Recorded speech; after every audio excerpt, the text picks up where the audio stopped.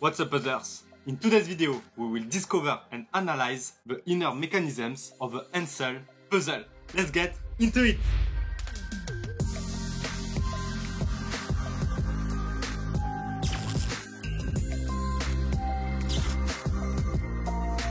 Welcome to the Puzzle Geek series, the series where I show you how puzzles work. In a previous video, I managed to solve this puzzle, the Hansel, designed by Brandon Wolf. If you want to see me solving this puzzle for the first time, then check the link in the description below. Since the day I solved this puzzle, I wanted to know what is inside and how Brandon designed this puzzle. I was lucky enough to get a picture of its inner mechanisms, and I decided to recreate it so I can show you each component and how this puzzle works. Without further ado, let's reveal the secret of the Hansel puzzle. So this is the Hansel puzzle, and the goal is very simple. You have to open the viewfinder so you can take a picture. And this is the model I created on the design software so I can open it and show you what's inside. We can break down this puzzle in two layers. You have the front layer, which is the cover, and the back layer with all the mechanisms. The first step is very tricky and quite clever. You have a hole here. It is where you can get your only tool to be able to solve this puzzle. You can see 4 screws, but you can interact with only one of them. Now, to be able to understand how to interact with this screw, we need to remove the first layer.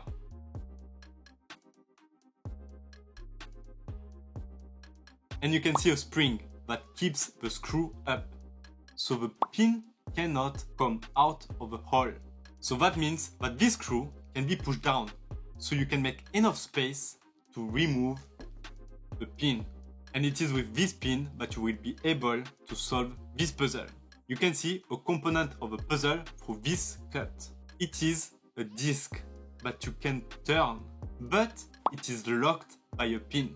The only way to unlock the disc is to tilt the puzzle towards this direction, like this. The pin will slide up, and now you are able to rotate the disc.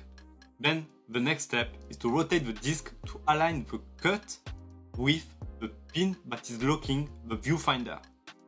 Because yes, this piece cannot move for now. It is locked by 2 pins.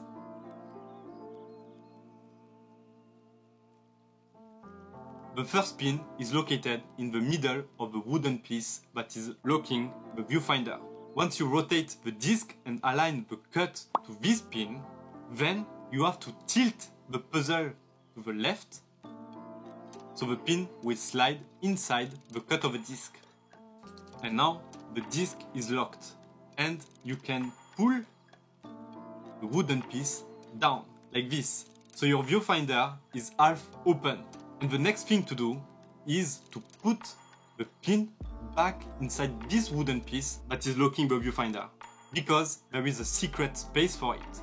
So you have to tilt the Hansel to the right.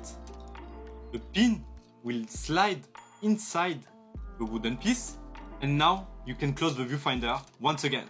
So that's one pin left to fully open the viewfinder. The final pin that is locking the wooden piece to be able to open the viewfinder is located at the bottom of the wooden piece. And it's quite tricky because there is another pin that is locking this pin. So how do you remove the final lock to open the viewfinder?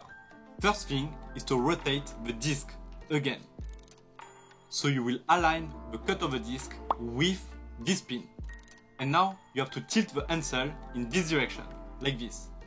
So the pin will slide inside the cut of the disc. And if you did it correctly, the disc will be locked, like this. Now, the final lock of the wooden piece can slide freely to the left of the Hansel, to the very end. And for that, you just have to tilt the puzzle to the left. The pin will fall, and you should be able to open your viewfinder by pushing the wooden piece up. And now you can take your picture. And it is how this puzzle works. I hope you did enjoy seeing the inner mechanisms of the Hansel puzzle. It is such a fun puzzle to solve, and I am so glad I have it in my collection, because it is also a very beautiful puzzle. If you did enjoy this episode, don't forget to put a like and to subscribe to the channel. I will come back very soon to reveal another secret of another great puzzle. Until then, take care of yourself. Tschüss!